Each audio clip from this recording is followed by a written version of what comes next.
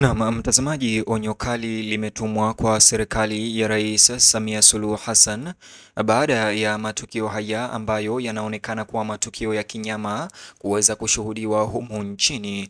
Bonyeza alama ya like kisha bonyeza neno subscribe na alama ya kengele chini ya video hii kabla nikutaarifu ripoti hizi kwa kina na kwa undani zaidi.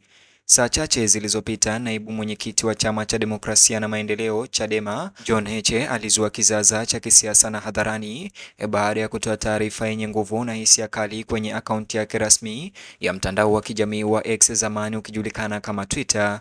Ujumbe huo ambao umesambaa kwa kasi na una onyo la moja kwa moja kwa serikali ya Rais Samia Suluhu Hassan na vyombo vyote vya usalama humo nchini.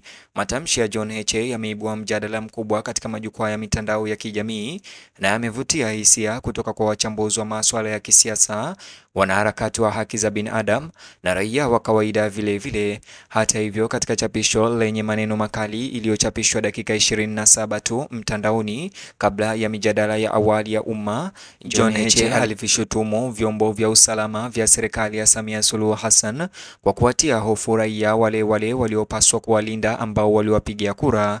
Alisisitiza kuwa taasisi zilizoanzishwa na baba wa taifa Mwalimu Julius Nyerere kamwe hazikukusudiwa kuwatia hofu wananchi, bali kuwatumikia na kuwalinda. Kwa hii, Heche alitoa onyo kali kwa serikali, onyo kali la wazi kwa Rais Samia Suluhu Hassan, akisema kwamba kuongezeka kwa hofu ya umma juu ya nchi yake inaweza kuwa na madhara makubwa na yasiyoweza kutenduliwa. Katika tweet yake ya kwanza, John Heche mtandaoni hakumung'unya maneno yake. Amelaani kile alichokitaja kuwa ni hali ya kutatanisha ya utekaji nyara na kulazimisha watu kutoweka, vitendo vinavyodaiwa kuongezeka chini ya utawala wa sasa wa Samia Suluhu Hassan. Alisema ama alidai hivi: vyombo vyetu vya ulinzi na usalama, polisi wetu visiwe chanzo cha hofu kwa wananchi. Mwalimu Nyerere hakuunda nchi hii na taasisi hizi kwa ajili ya kuwajaza watu hofu. Walikuwa na nia ya kuwalinda raia wa Tanzania, lakini sasa wamekuwa vyombo vya vitisho. Ujumbe huu, ingawa ni mfupi, ulikuwa na uzito mkubwa wa kisiasa na ulitumika kama ukosoaji na onyo kali uliolenga uongozi wa Rais Samia Suluhu Hassan. Ilikuwa ni ukumbusho tosha wa mvutano uliokuwa ukiendelea kati ya upinzani na serikali, huku John Heche akijiweka wazi kuwa ni sauti ya upinzani dhidi ya kile alichokiita usaliti wa misingi ya waasisi wa taifa. Chapisho hilo lilipozidi kuvutia, Heche alifuata ujumbe mwingine, wakati huu wa moja kwa moja wa kihisia zaidi na wa kubishana zaidi. Alihoji hatma ya wale ambao wametoweka chini ya hali ya kutiliwa shaka isiyoeleweka na kueleza kukerwa na kile alichokitaja kuwa ni utamaduni wa kukaa kimya kuhusiana na matukio hayo. Nikimnukuu, aliuliza, unafikiri unaweza kumteka kila mtu? Unadhani Watanzania watakaa kimya mbele ya ushenzi huu? Maneno haya yaliyojaa udharura na ghadhabu kali yalitoa onyo kali kwa utawala wa sasa chini ya Rais Samia Suluhu Hassan, ikimaanisha kwamba nchi inaelekea kuchemka na mambo yanaendelea kuwa makali. Hata hivyo, maoni ya John Heche yalionekana kuashiria kwamba kuendelea kutumia mamlaka ya serikali kukandamiza upinzani kunaweza tu kuchochea hasira ya umma, na kwamba hasira, alionya, inaweza kuibuka hivi karibuni kwa njia ambazo serikali haijajiandaa kushughulikia. Katika tweet ama maneno mengine yaliyochapishwa dakika chache baadaye, John Heche alizidisha sauti ya onyo lake. Wakati huu maneno yake yalikuwa ya kutisha zaidi. Nikimnukuu, alisema, wananchi wanapoanza kuona na kuelewa kuwa adui yao mkubwa ni serikali yenyewe, ujue ni suala la muda tu kabla ya kuchukua hatua kali dhidi ya serikali hiyo. Mtazamaji, kauli hiyo ambayo bila shaka ndio ya kuwasha moto zaidi na kuzua hasira kuliko yote, imefasiriwa kama utabiri mkali wa machafuko ya wenyewe kwa wenyewe ikiwa mwelekeo wa sasa utaendelea. Kulingana naye, ilikuwa kwa mara nyingine onyo lililoelekezwa kwa Rais Samia Suluhu Hassan pamoja na serikali yake ya CCM, wito wa kubadili mkondo kabla haijachelewa. Maneno haya ya John Heche sasa yameibua mjadala wa kitaifa kuhusu hali ya haki za binadamu, utawala wa sheria na uhuru wa kujieleza nchini Tanzania. Maoni ya Heche yamegawanyika, lakini yana athari kubwa. Sehemu kubwa ya watumiaji wa mtandao walionyesha kukubaliana na hisia zake na kumuunga mkono, wakirejea wasiwasi kuhusu kuongezeka kwa idadi ya watu waliopotea na utamaduni unaoonekana wa vitisho. Mengi alisema kauli zake zinaonyesha hofu ya raia wa kawaida wanaohisi kutokuwa salama, si kutoka kwa wahalifu bali kutoka kwa taasisi zenye jukumu la kuwalinda.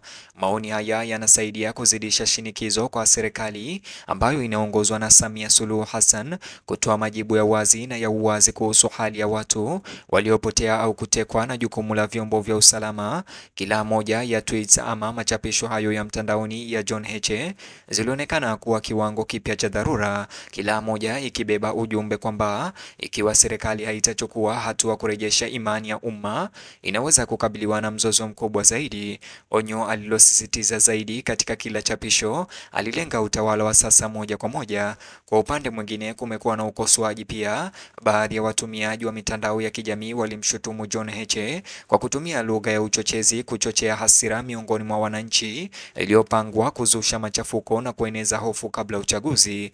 Watumiaji hawa walidai kuwa ingawa hoja za kupotea ni halali na za kweli, namna viongozi wa upinzani kama John Heche wanavyotoa hoja zao mara nyingi kukosa mizani na haichangii mazungumzo yenye kujenga, bali inachangia hofu na machafuko. Hata hivyo, hata miongoni mwa sauti hizo kulikuwa na utambuzi kwamba serikali chini ya Rais Samia Suluhu Hassan haiwezi kumudu kupuuza ukosoaji huo. Ikiwa mtu anakubaliana na sauti ya John Heche au la, onyo lake lina uzito wa kisiasa na utawala lazima sasa uamue iwapo utashughulikia masuala hayo ana kwa ana au uendelee kudumisha mkao wa kujihami kama anavyodai, uamuzi ambao unaweza kufanua hali ya kisiasa ya taifa hili katika miezi ijayo. Kinachojulikana hasa kuhusu kauli ya John Heche ni wakati wake. Nchi hii tayari iko katikati ya mijadala mikali kuhusu haki za binadamu, uhuru wa kujieleza na uvumilivu wa kisiasa. Masuala hayo yamejitokeza katika vikao mbalimbali vya umma, vikiwemo bunge, mitandao ya kijamii na mijadala ya asasi za kiraia. Kwa kuchagua wakati huu wa kutoa ujumbe huo wa kijasiri, John Heche sio tu amejiingiza katika kitovu cha mjadala wa kitaifa, bali pia amezidisha kauli za upinzani dhidi ya serikali ya Samia Suluhu Hassan. Aliweka wazi kwamba upinzani haujaridhika tena na kutoidhinishwa kwa utulivu, unaelekea kwenye makabiliano ya wazi yanayoendeshwa kulingana naye na kile unaona kama kiwango kisichokubalika kwa unyanyasaji wa serikali na matumizi mabaya ya mamlaka, kulingana naye John Heche. Kwa kufanya hivyo, Heche amesisitiza tena onyo lake: ikiwa serikali ya sasa itakataa kusikiliza maoni haya, watu wanaweza kulazimishwa kuchukua hatua na sio kwa masharti ambayo serikali itadhibiti. Hii yote ni kulingana naye John Heche. Nakushukuru mpenzi mtazamaji kwa kuungana nami hadi tamati mwa taarifa hizi. Ningependa kusikia maoni yako upande wa comment chini ya video hii. Vilevile na kukumbusha tena na tena, kwa moyo mkunjufu bonyeza alama ya like, kisha bonyeza neno subscribe na alama ya kengele chini ya video hii. Kama ushafanya hivyo umenisaidia kwa sana. Vilevile bonyeza kiboksi hicho kwenye screen yako, kitakuelekeza katika video ama taarifa zetu mpya zinazojiri na kutrend sasa hivi katika mitandao ya kijamii humo nchini.